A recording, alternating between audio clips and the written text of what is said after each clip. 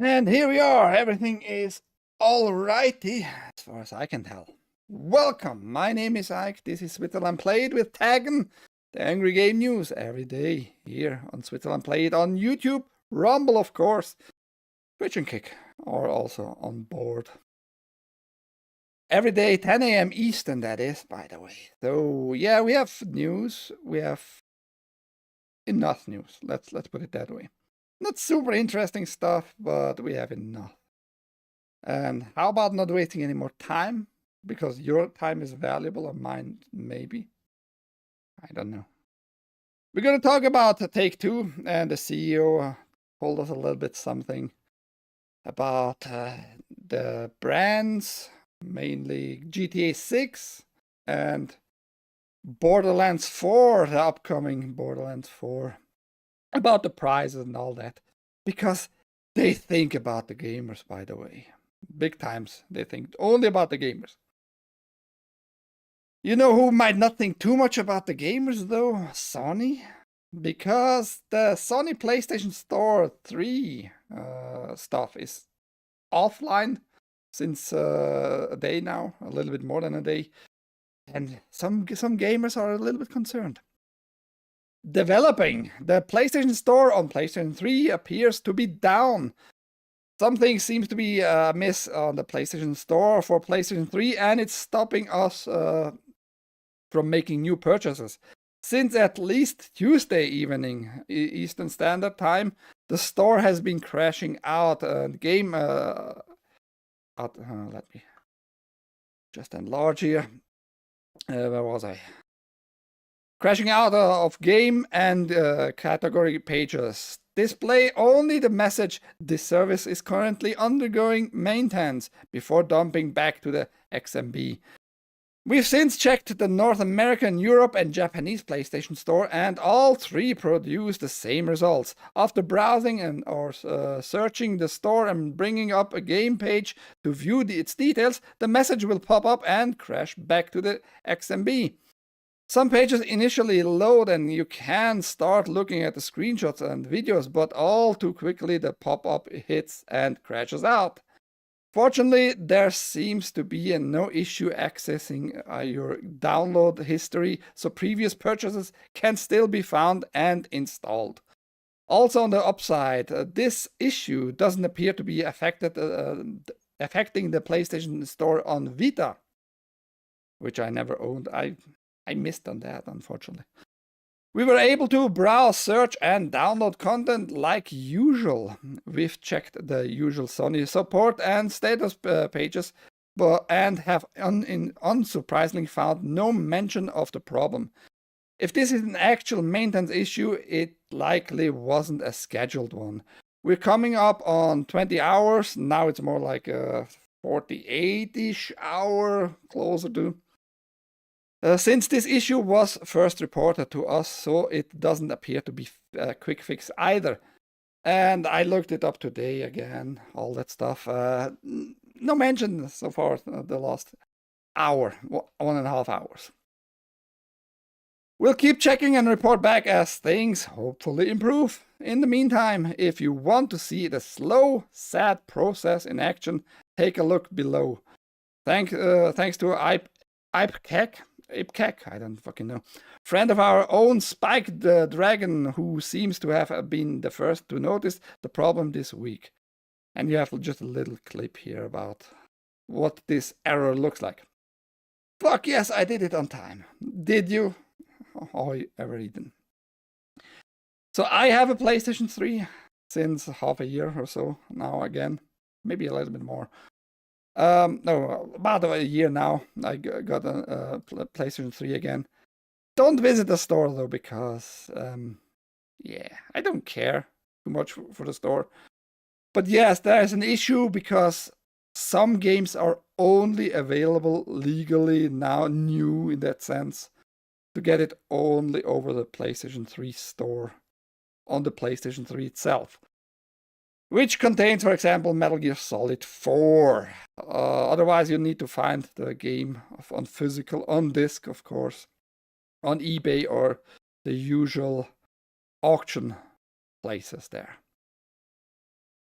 How are you doing, Evereden, by the way? Call of Duty, too big to fail as Activision braces for massive Battlefield 6 hype. They think very highly of themselves, somewhat.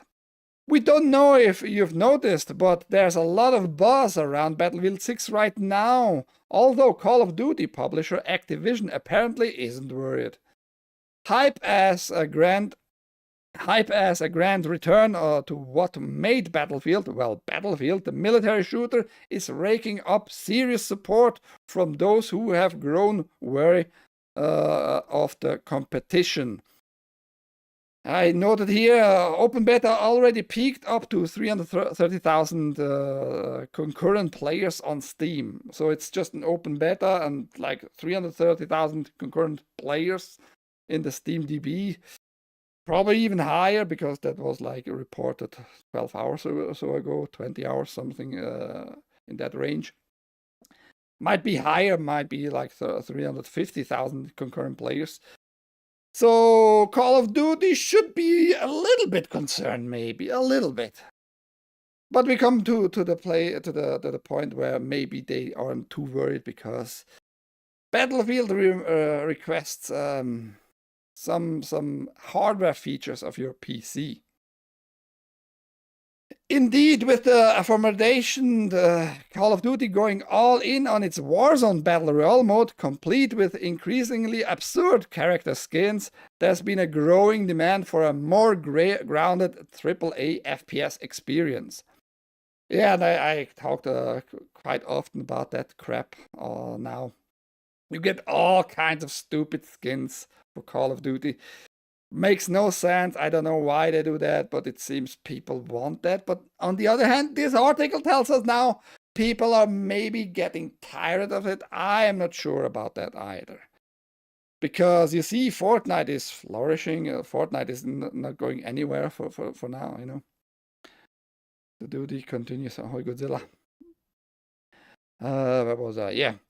The hope is that Battlefield 6 will fill that void, and going by just how ridiculously popular the current beta is, EA may well have a home run on its hands. But even with Battlefield heading towards it at top speed, Call of Duty is simply too big to fail.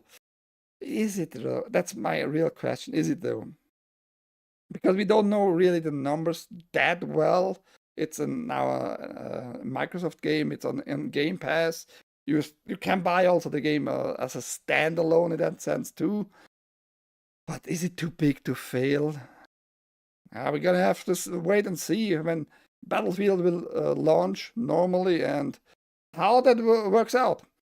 That's according to the internal leadership conversation at Activision, apparently as reported by the reliable Insider Gaming. The article states that although Activision is monitoring Battlefield 6 in an attempt to gauge its success, the company can't see it's competing with the well-established juggernaut that is Call of Duty. I hope you are wrong though on that though. I hope you get this competition again, because there were once head on head. But we suppose the real question here is whether Battlefield needs to compete with Call of Duty in the first place.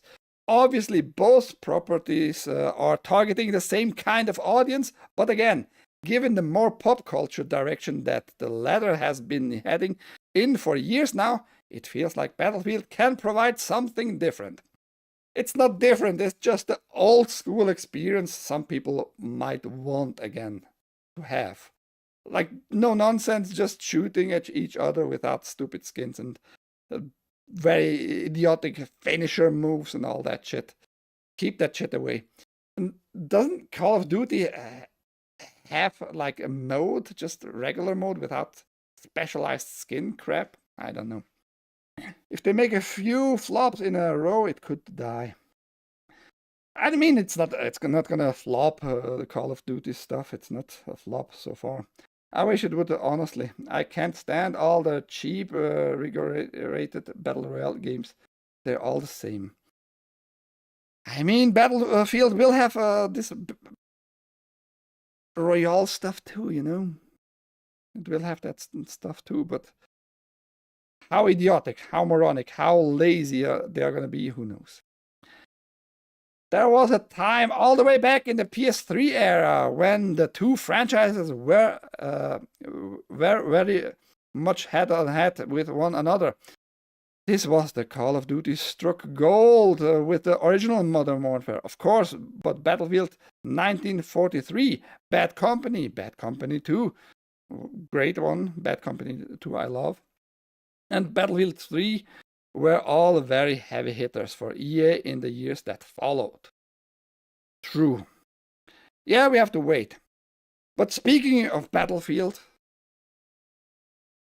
like I reported, EA wants to reach 100 million players. In what time frame that is, they never mentioned that. 100 million players is a fucking lot, right? And then it would be a big competition, probably ahead of Call of Duty, actually. But in my opinion, that might damp their expectations about 100 million players, because they demand secure boot for Battlefield 6 on PC. And that just came out yesterday, or a day before that, a little bit, maybe. Secure boot is nothing bad about secure boot, but the problem I have with it is, why does a game demand secure boot? Secure boot is like a, how do I explain it very shortly? It just secures the boot process pretty much, like from the BIOS up the startup from the PC up to the Windows login screen, and after that too, of course. And the secure boot just secures, like, you are not allowed to start up any unauthorized software. Now the problem with that is, you can make everything authorized. If it's your own computer, if you have access to your BIOS and all that crap, if you're having enough time on your hands, you can make it happen that you can install anything anywhere. So that doesn't matter really for people who are a little bit more knowledgeable about PC stuff. The secure boot EA wants because of hackers and cheaters, mainly to prevent, like, the cheaters to get into the game. Because many software which is cheater software is unauthorized by Windows, by Microsoft itself, etc., which includes stuff into your system that goes pretty deeply, and can manipulate textures of a game and all that crap. I don't think that's going to prevent cheaters, really. Maybe it does, though, but I can't verify neither way. Nobody really can. Maybe it keeps out all the lazy cheaters out there who just buy cheater software. There are plenty of cheater software out there where you can see through walls and auto-aim crap and all that shit. Maybe it's preventing the majority of those lazy-ass cheaters. I don't know, though. I just don't like that a game demands secure boot, like going that deeply into your process of booting your PC, and you're just allowed to use only authorized stuff, which is silly. Ever eaten? Oh, ouch, my junk. I have FPS fatigue. I have multiplayer FPS fatigue in that sense. I don't care too much for that online stuff. If the game has a really nice single-player campaign, I might look into it. I don't know yet, though. I haven't played Battlefield since I was taking my PC to my boyfriend's house for a LAN. LAN. I'm old, and so is the game. Or maybe original COD. We played both. I should look it up when the release was. I seem to remember it being Battlefield 2, but I could be wrong. They were good until they reached the online-only point. After that, it was just Goislop Battle Royale garbage. That's Godzilla. Everything turns to garbage. HillJack is in the chat. I have Pong on a stick. I bet you have. HillJack, our Rumble rabbit balls toucher there. He breeds rabbits. That's what I want to say. I bought a cheater for Pong in 92. You did not. So yeah, that might damp the expectations of 100 million players. I'm not sure how many people will say like, fuck that shit, you're not having access to all my stuff on my PC. You are not going to demand secure boot. I don't want that for whatever reason. Overall, secure boot is a good thing, but yeah, you shouldn't have a demand like that as a game. You just shouldn't. Especially if it's only for single player stuff. If it's for the single player campaign and it's demanding that shit, well then go fuck off, EA. That's all I can say. Little side note, Digital Foundry leaves IGN to go independent. Digital Foundry is this very deep dive like part of IGN, or was now. They go like deep diving in all kinds of games, technologies, hardware, and see what makes specialized hardware or software technology so specialized. They are doing usually a very good job, and now they finally got out of the IGN's hands and can do independent stuff. I don't know how independent though it's going to be, because they got a little help, and they are not mentioning how much help really it was. Gaming tech experts Digital Foundry have gone indie. The YouTube channel announced it's parted ways with the new owner and will strike out on its own. The group's technical breakdowns of new game runs across different consoles and PC hardware have become the industry standard for many fans and game developers. What this means is that from now on, all aspects of DF, Digital Foundry, are decided upon by DF. The latest Digital Foundry Direct states, "We answer to nobody but you, the audience." Which is a great phrase. I hope it's gonna be like that, though we don't know. On the latest episode of the podcast where the news was announced, Leadbetter said IGN's acquisition allowed Digital Foundry the opportunity to buy out roughly 50% of the company's outstanding shares and take it independent with help from outside investor Rupert Lohman. So how independent are you if you're going to get help from an outside investor? As part of the deal, the back catalog of Eurogamer Digital Foundry posts will also belong to the group. The Patreon supporter program will now be the primary funding behind the venture. I think that's good news, getting away from IGN. I mean, I also show you often IGN articles and all that, but it's a good thing you get independence in general, right? Who's asshole who downloaded? Probably HillJack. I don't know. I don't care. Ahoy, Haste. Good to see you too. Now, I talked about that yesterday, not primarily because of Mafia, but more like why consoles need now updated firmware for specific games. That was my biggest grime with this whole thing. And this article gives us like an issue about why aren't there any reviews out for the game yet on consoles?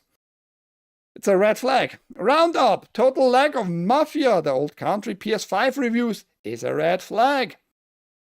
The reviews for Mafia, the old country are in, and while those scores are somewhat positive overall, there's an obvious elephant in the room. Only PC versions of the game has been reviewed. We don't want to immediately jump to any concrete conclusions, but a total lack of console reviews code is usually a red flag for anyone interested in an upcoming release. And the release is, by the way, today. So yeah, it is a red flag somewhat.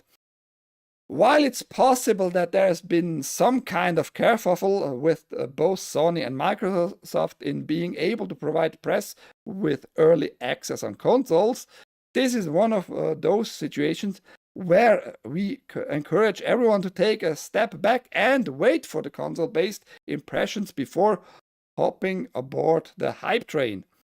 Indeed, we here at Push Square haven't received PS5 review code. And it looks like plenty of other gaming sites are in the same boat. We are working towards bringing you our own impressions as soon as possible. As for the reviews that are out there, Mafia: The Old Country is attracting some rather split opinions. Some reviewers have praised its storytelling and setting, while others have outlined outdated gameplay and poor optimization. And there's, I think, where the problem lies, the optimization part. Yesterday I talked about the game is going to have a PS5 Pro enhanced label, whatever you call that. And that I was concerned, like, why does a game need to be updated on hardware level in that sense? A firmware update on PS5 for the Pro version to get that label at least. Obviously, that later point doesn't bode well with the console versions. Again, all of the following reviews are based on the PC version of the title. So you're gonna get some reviews today for the consoles, but yeah, that's a red flag when you have even the press, even the beloved press like Kotaku, IGN, Eurogamer, and all those platforms don't get a press code to play the game, to review it. That is not a good sign, especially when they mention here like the optimization, even on PC, might be an issue. Maybe it's gonna flop. Who knows? Who knows? I don't hope for the gamers because you're gonna pay money for that, right? A secure boot is kind of a misnomer. Yeah. I mean, for normies, it's a good thing overall, you know. But if you know what you're doing on your own PC, like having the whole control over the PC, I don't need secure boot, you know. I want to execute even unauthorized apps and all that shit, right? So for me, it's bad in that sense. But for normies, like getting hacked from outside is a little bit harder to execute like unauthorized software. So for the normies, it's just better overall. The answer is capsule. I watched a guy play this yesterday. Half of it is cutscenes, a movie.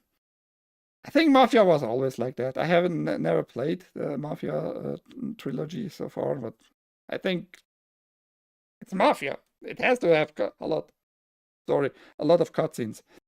So many new games are unoptimized and run like a turd. That was my issue yesterday. Why are companies so lazy don't publish like optimized games? Like, just take maybe a month, 2 months more to just fix optimization. Like, why? Why is that why has that to be an issue for us?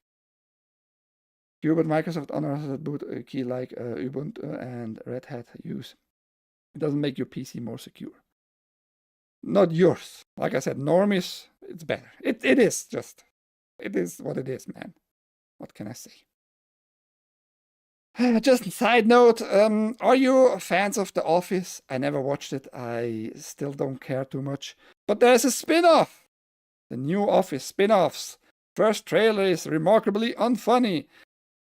The Office fans, rejoice! Anyone who watched the 20 O's, the mockumentary on loop while you were in the college is probably looking forward to The Paper.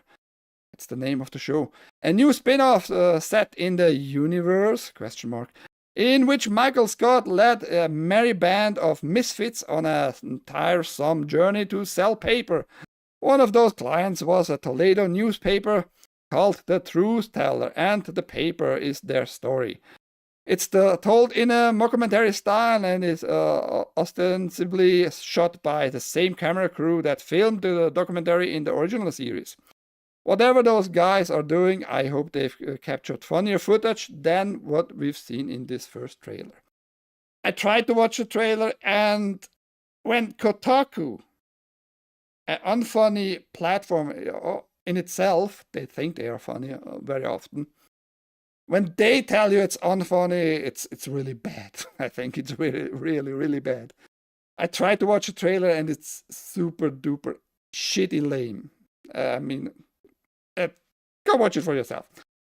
All the links for the articles are down below in the video description, besides other useful link.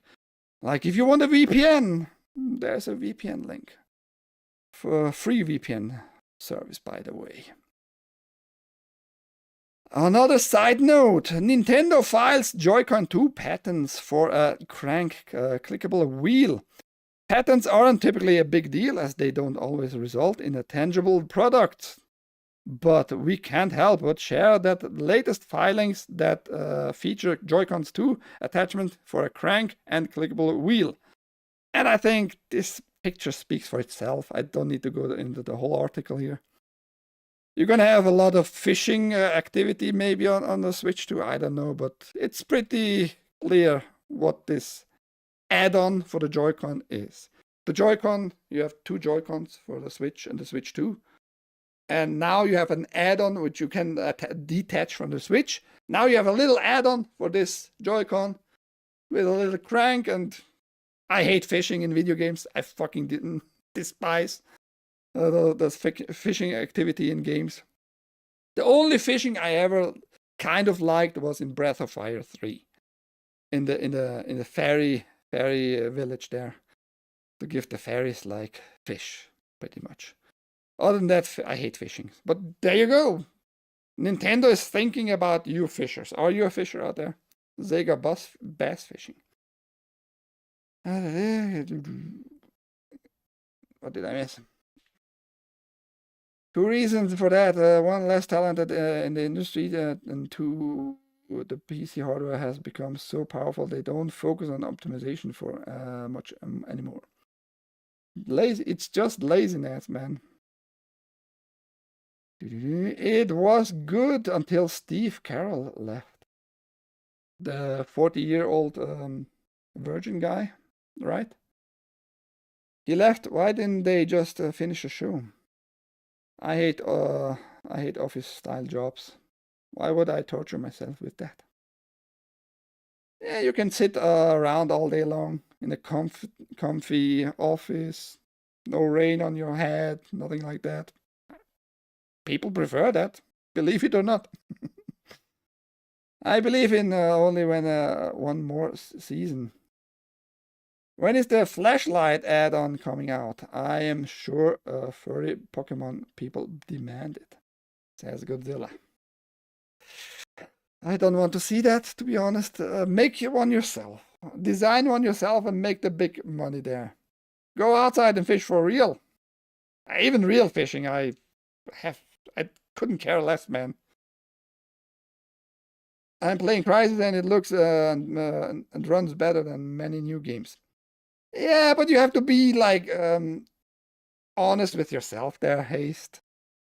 You got a lot of patches and optimization over the decades since Crysis came out. And the remastered version was even like bad at the beginning. They needed patching that shit too. Keep always that in mind. They started with giving you slop a long time ago already, actually. So don't give them too much credits. In my experience, office jobs are a torture for me. I catch myself staring at the clock. The day drags on and on, almost like a 8-hour prison sentence. Well, then you're not working. What can I say, man? But I know what you mean. Little note, another side note. Dave Bautista closing deals for Highlander and Roadhouse 2 at Amazon MGM Studios. Sources tell us that the Dune franchise actor is closing in on 2 Amazon MGM Studios movies. Chad Stahelski's Highlander, which UA is also behind, and Roadhouse 2, which Dave Bautista was also circling. What roles he's gonna take on, I don't know. He is now quite old. He doesn't look as beefy as he once was. Like many people know him from the first Guardians of the Galaxy movie as this beefy, dual dagger wielding Thanos chasing bitch there. You know, I don't remember even Drake or whatever. He's become older, and I lost kind of respect for him. I don't know why, because it's pretty just human. When his house burned, I think, down, he was crying on camera like a little sissy. But that's pretty human. If you lose all your shit, I think you're allowed to cry. But I can't see him anymore in this badass role. So he's not gonna be probably the main villain in Highlander. And is he still a good fighter for Roadhouse 2? Who is gonna what role is gonna have in Roadhouse 2? I have no idea either.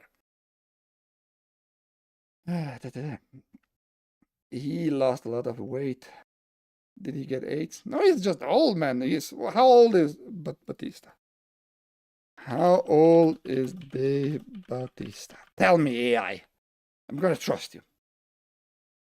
69. He is now 56-year-old. So he's not this young, vital, very energized guy anymore. So 56. That's not a youngster anymore at all. This news came in a little bit late today, but I need to include it because I just find it interesting. It's about AI, about hardware, about chips, and NVIDIA. That guy is all a face. He gave you the ick. The ick? What is the ick? I don't know what ever even means. NVIDIA says AI chips don't have kill switch. Calls them an open invitation to disaster. The kill switch, that is.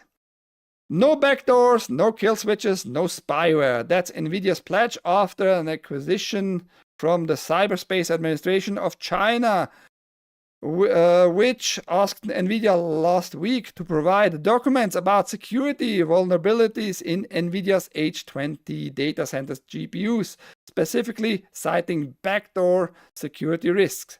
NVIDIA responded officially with a blog post. The company's chief security officer, David Reber Jr. Embedding backdoors and kill switches into chips would be a gift to hackers and hostile actors, Reber wrote. It would undermine global data infrastructure and fracture trust in US technology. Established law wisely requires companies to fix vulnerabilities, not create them. The Cyberspace Administration of China's concerns stem specifically from NVIDIA's H20 GPU, which is made for the Chinese market and designed to comply with US export guidelines. Ars Technica notes that US lawmakers are considering a chip security act that would require exported chips to be built with location verification and calls for an assessment of mechanics to stop unauthorized use. In other words, a kill switch. Yeah, so lawmakers want to have like external access to those chips in some way, you know, because it's US technology in their eyes. And when you export chips, you want as the US nation to have access to those chips. So if NVIDIA sells those chips and China just builds like an army of robots with those chips in their heads to power them in their AI efforts, they just can't turn them off. That's what the lawmaker pretty much wants here, you know. No backdoors, totally believe that shit. Yeah, that's the other thing. We come to my statement here in a second. If you watch the lock-picking lawyer on YouTube for even a couple of minutes, you know there's no such thing as a lock that can't be picked. just one that requires more specialized tools. The same goes for hardware backdoors. Once there's a door there, someone will find a way to walk through it. Something as ubiquitous as NVIDIA GPUs, which populate data centers and consume PCs all over the world, makes for an especially appealing target. Yeah, go look it up. Law picking lawyer. Very funny videos in some regard. Like some locks he just picks in seconds. It's crazy. Reber cites the Clipper chip debacle, in which the NSA and US government pushed for a chip to be installed in telecommunication devices that would allow backdoor access through an encrypted key. Launched in 1993, security experts found multiple vulnerabilities in the next couple of years, and the chip fell out of favor before it was ever adopted. Yeah, I think that we found more out about that shit, though, when Snowden talked. And I think that idea hasn't vanished. I don't believe for a second that the NSA has no backdoor keys, for example, for BitLocker on Windows. I don't believe for a second that Microsoft is going to protect your privacy. If the NSA gives a security letter to Microsoft, we want access to those drives, like multiple and billions of drives. We want access. I don't believe for a second that they just let that idea slip away. Let me drink here.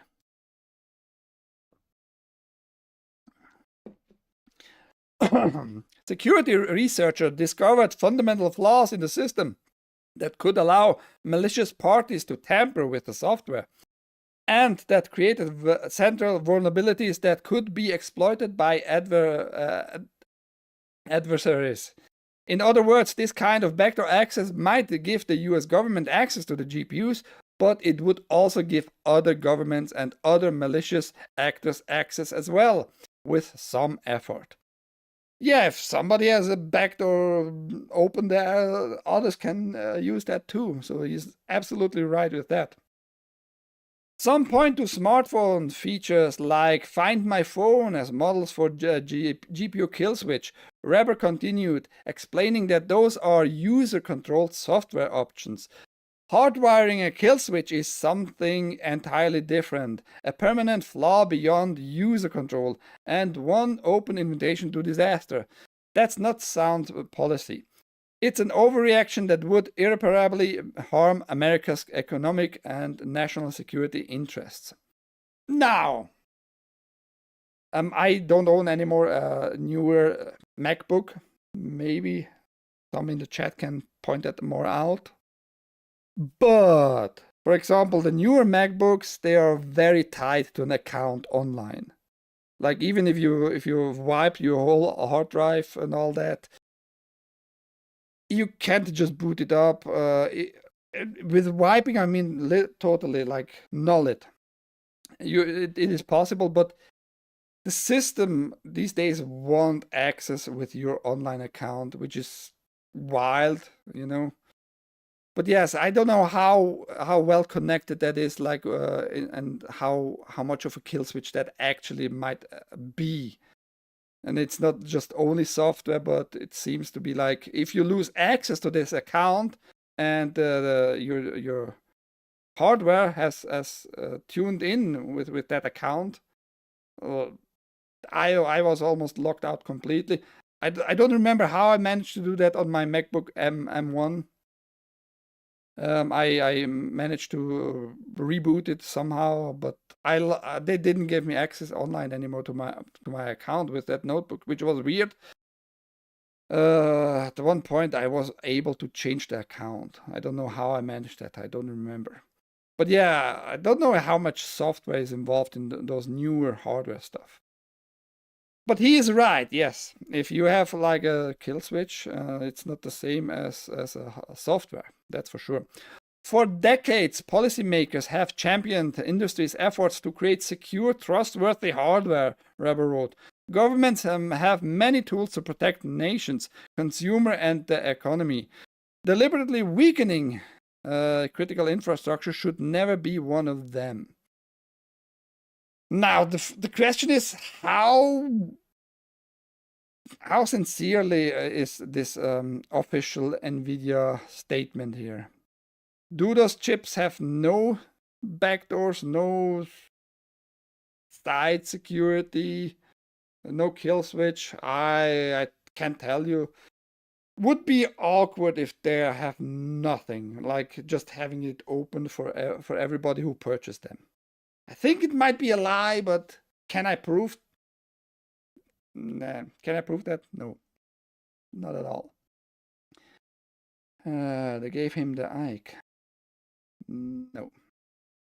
There's no such thing as such a disease. No backdoors, totally believe that shit. Even the consumer level NVIDIA GPUs plus hardware accelerated web browser can be abused. AI feds have gaping backdoors. Gaping backdoors. Any proprietary vendor driver can potentially have a backdoor. True, but if you just purchased like the GPU and you give like a documentation about how to utilize the hardware itself and no drivers with the GPU, so China, I don't know how many thousands or 100,000 GPUs they bought, you know, they need to make the drivers in themselves in the first place, and that's nothing unusual. If you buy like millions of such hardware components, you have to do programming yourself. So it's not about vendor driver here. Not really. I'm pretty sure Apple can kill products remotely. Oh yeah, they like I said, if your notebook, if your device is connected with an account, if they kill the account, your hardware is just junk. It's just paperweight at that point. You have to give it in, and they might just be able to replace the secure chip on Apple hardware. So yeah, like when Apple stores were getting robbed and Apple killed the iPhones. Yeah, I remember those videos. People just smashing those robbed phones on the ground outside the store right away. Very stupid. Very, very stupid. But yeah, they can make them unusable. Usually I don't do that, but that's a deal you shouldn't miss. That's a deal you shouldn't miss. Humble Bundle, link in the video description. This deal is just unbeatable, man. You get some games which I don't care at all, but most of those games are amazing value. For example, you have Fear, you have Shadow of War, Batman, Arkham Knight, which is the least favorite of me, by me. Mortal Kombat 11 Ultimate, you have Injustice 1 and 2, the whole Batman trilogy in the very good condition here, I think.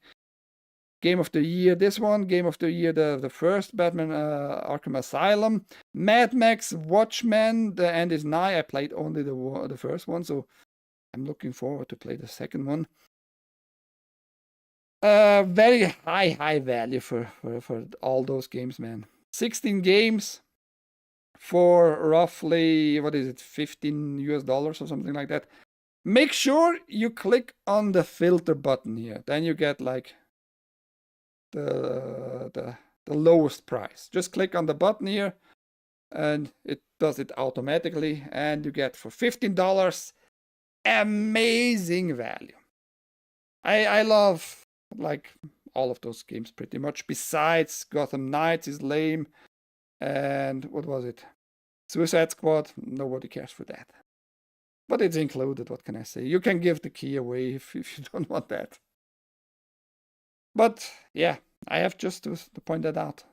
That's one of the best deals ever on Humble Bundle published.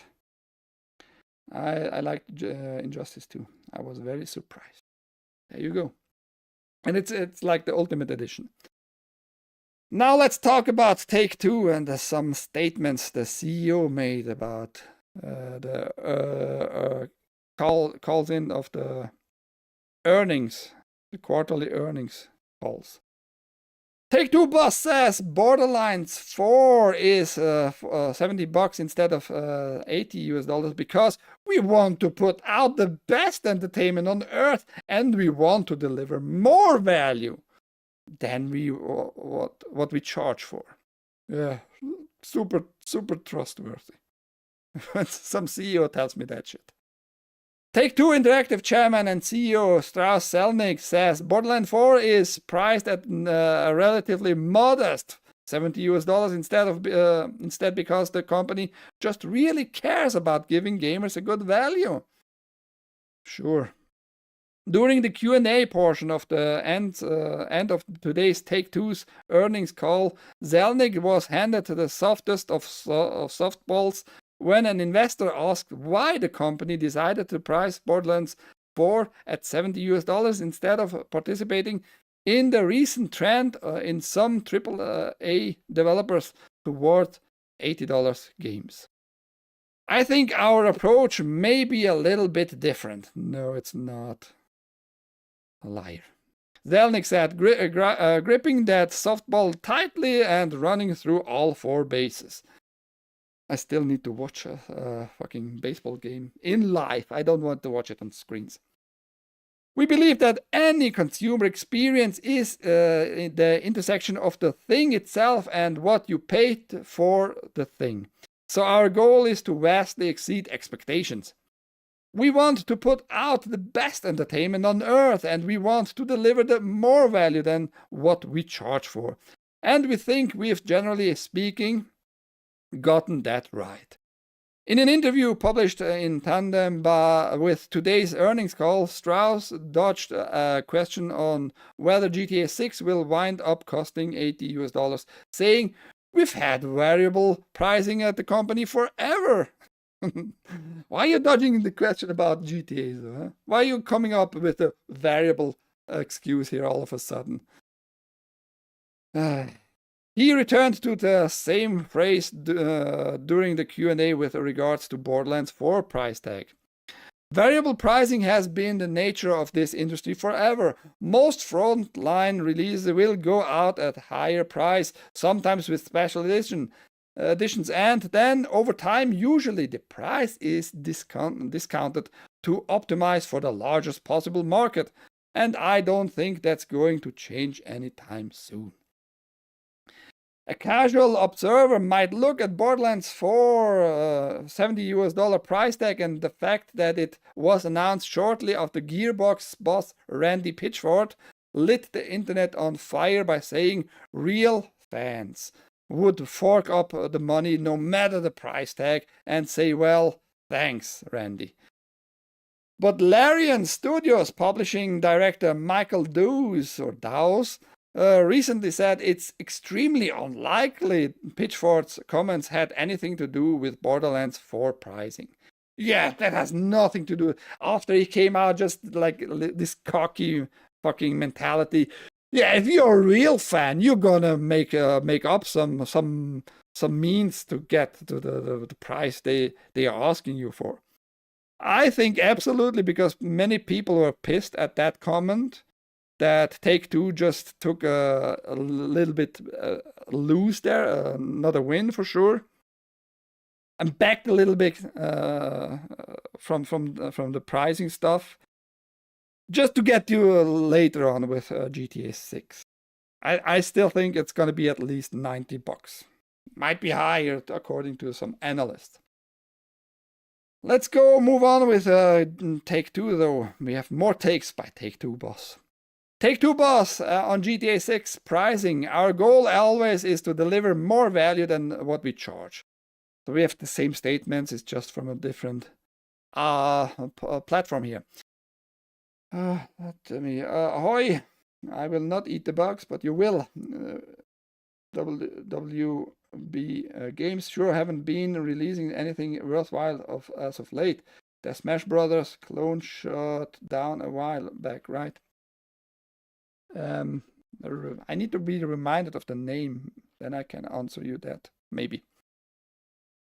With the Grand Theft Auto 6 release date no longer in question, now eager gamers' conversations have shifted to exactly how much is this highly anticipated decade in the making game going to cost. Not only highly anticipated, but also we know now more or less it's gonna have age verification baked into their systems. So are you looking forward to that too? Are you anticipating like to verify your age, gamers? As $80 price tags are beginning to become the norm for AAA titles in 2025, it's a fair query, but one that Take-Two Interactive, owner of the GTA maker Rockstar Games, is not ready to answer this far out from the game's May 2026 release. So at least they set the release day in May. I don't know exactly which date day it was, but you have it now here, baked into the release day. They might delay it. I don't think so now after this earning call stuff. May 2026 release. Confirmed pretty much.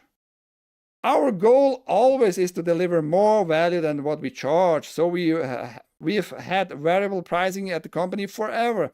As you know, the approach of the industry is to launch at a premium price, sometimes with special editions, and over time, typically to reduce the price to enhance the overall size of the market. We do the very same thing. I think probably more than most, not really.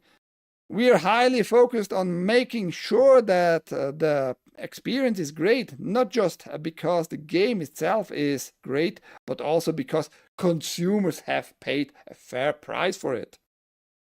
I mean, that's just your opinion. What is a fair price? I don't think it's a fair price when you're going to release GTA 6 probably for $90. In your eyes, it might be a fair price, but I don't think so. So just stating that is a little bit silly. And in this article, you have like more numbers, how much they made in regard to the last year in the same time period and all that. But he also guaranteed us BioShock 4 will come. BioShock 4 won't be cancelled, promises Take-Two boss. BioShock fans may be understandably curious about the fate of the next game in the series following leaks that BioShock 4 failed an internal review. I reported on it. The review failed in that sense. They didn't cancel anything. That was already clear pretty much.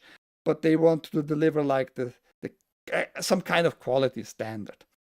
And Cloud Chamber studio head Kelly Gilmore was reportedly ousted by 2K Games as a result. However, Strauss Zelnick, the CEO of 2K Games' parent company Take-Two Interactive, has essentially promised fans that BioShock 4 is still on the way and it won't be cancelled. That I can say hand on heart, he promised us big time. Without question, we don't talk about how long our development cycles are. We have had some ups and downs along the way. That is accurate. And we have had changes in the studio leadership.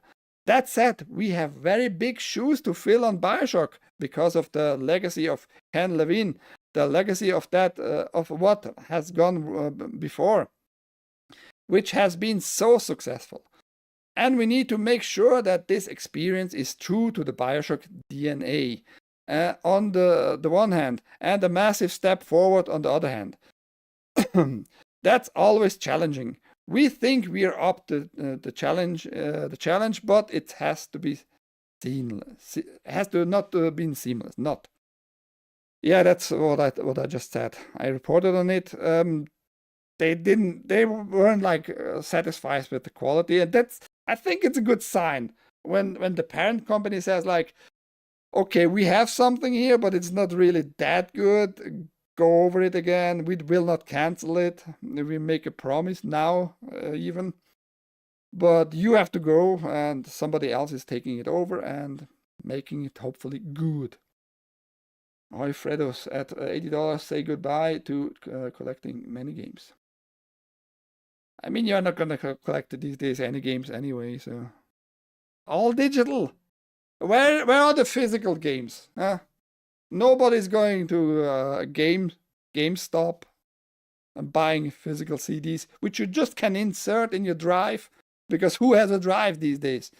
So on one hand, many gamers complain like, where are my physicals? Where are my physicals? But many of those actually don't have a drive anymore installed. I have still drives. I would prefer physical games, but many of us gamers are not really honest to themselves. That's all I can say. I have had a hard time rationalize $40 for a game. Yeah, but it's nothing uncommon, you know. Inflation doesn't stop at PC games. It just doesn't, you know. They also programmed that shit. They had also a higher living cost, a higher production cost over the last 3 decades. So they want the money back somehow. I don't know who it was, but somebody was looking forward to Metal Gear Solid 3, the online, the multiplayer stuff. The game is going to release, but not with the multiplayer already included. That is going to come a little bit later. Fall, when in fall, we don't know, but there we have it. Like on the official website, people spotted it. Coming fall 2025. There you go. Just to inform you. I don't care. I'm not going to buy this game. Especially because I told you. It's going to cost me 111 fucking US dollar for some unknown fucking reason. First, because it's outside the US and somehow it seems tariffs apply, and Steam does an additional something on the Swiss market on Steam, makes it 111 US dollars for me. So fuck Steam, fuck Konami, I don't care at this point. That was the news yesterday. Many were surprised, I guess. But Batman, that Batman, not just any Batman, the Batman Part 2. The shooting is gonna start next spring, and we're gonna have Robin in it. This morning, David Zaslav sent a letter to the Warner Bros. Discovery's shareholders announcing that DC Studios boss James Gunn is already preparing to write the next installment on the Super family, setting off a wave of fresh speculation about what exactly Gunn is working on. I don't fucking know. Supergirl, maybe? Maybe they haven't the whole script of Supergirl yet. Zaslav also mentioned that a 10-year vision for the DC universe includes shows like The Penguin, and he confirmed that the Batman Part 2 will finally start filming this spring, ahead of its planned release in theaters on October 1st, 2027. They also mentioned that the character of Robin is part of the script, which should pique the interest of agents across Hollywood. Yeah, you're gonna have. I haven't seen the Batman, the first one yet. I hate Lenny Kravitz's daughter. What was her name? I don't even remember. I can't stand her for some reason. I don't think she's pretty, anything like that. That pretty much kept me away from watching that movie. Zoe Kravitz. Thank you, Everyden. So, yeah. Nah. But yeah, if you're a fan, if you enjoyed that movie, the second one, Part 2, is gonna have a Robin included. So she's slightly better than Zendaya. Almost everybody is better than Zendaya. That's not a big achievement there, man. Really not. We need digital games. The one I'll never own. Indie fashion, sorry. Thank you for the follow there. I like having the options of physical for importing. Yeah, everybody wants physical, but nobody can afford physical these days. Digital games are like a hooker. She never yours, is just your turn. That's disgusting, even to men imagine that. Why the crotch shot of Robin? I don't. Oh, it's because variety. I don't know, fucking know, man. They thought like instead of giving you like the whole kick, he is like in the motion of a kick, obviously. But they are perverts. Or it's not even variety. It's the Insnider. The Insnider. Sorry, I accused the variety for no good reason, I guess, of being perverts. But it's the Insnider is a pervert. Agreed. Entitled brat. I don't know about that. Maybe. I mean, Zoe Kravitz. It's probably a nepo baby, just living off the reputation of her daddy. Maybe, I don't fucking know. She's a nepo baby for real. There you go. Even I will not eat the bugs. That's the same thought right there before I saw it. Any girl is better than Zendaya. I picked up the Corpses Party and Gradius anthologies from Amazon Japan just to have a complete games on card and not deal with limited run games. Good on you if you can afford it. If you have so much money, why don't you spend it here on this channel? Just drop 100 fucking rand. No better than rands are gifted, as always. That's like a saying Switzerland.playit is less ugly than Machete. Fredos, shut your mouth. How about that? Machete don't text. Zendaya has the charisma of a plank of wood. Why are you insulting wood? Ouch, my junk. What's wrong with you? Let's insult Stargate. Are you Stargate or Star Trek fans or both? Because for some reason Star Trek Strange New Worlds makes the case for rebooting Stargate. They included a little bit Stargate stuff in the newest episodes there. That's just a little side note. I hope you're happy. I'm not sure if they got any permission to use anything by MGM Studios. That is Amazon today. But yeah, they included like some Stargate stuff. Like old godlike ancient alien technology here. Just wanted to mention it.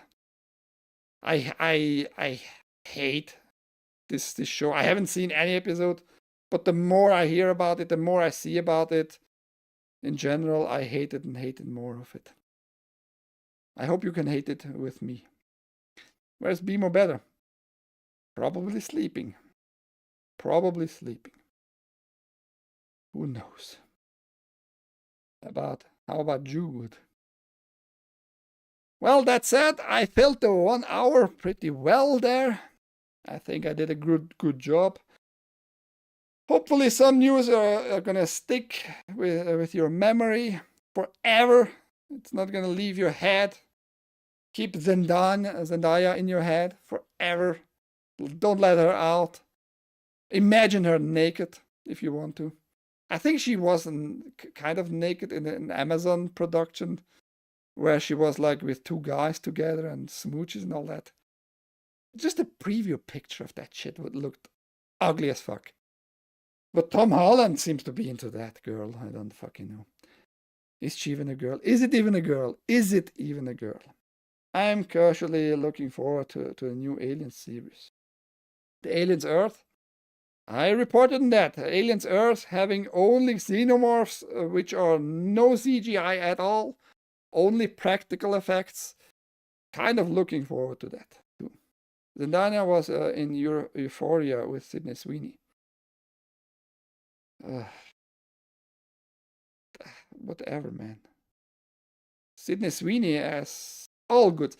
Sydney Sweeney needs a little bit more ass though, you know. A little bit more ass to fit, like, proportion-wise, titties and ass. I think she has not enough ass. Great titties, but ass is missing.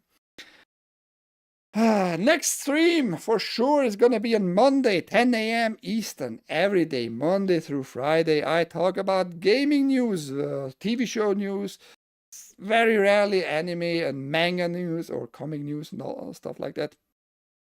I try to focus on gaming though, and try to find news which will probably be overlooked by many people, but I do my best. I hope it helps you to navigate to this jungle of garbage we have out there. I think I'm doing an okay job.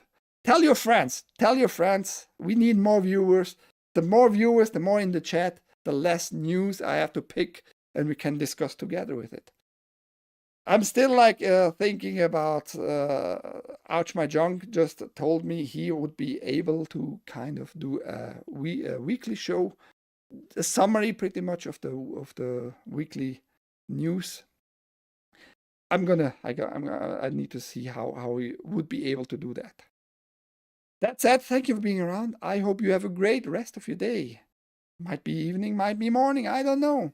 But take care and enjoy it. Bye-bye.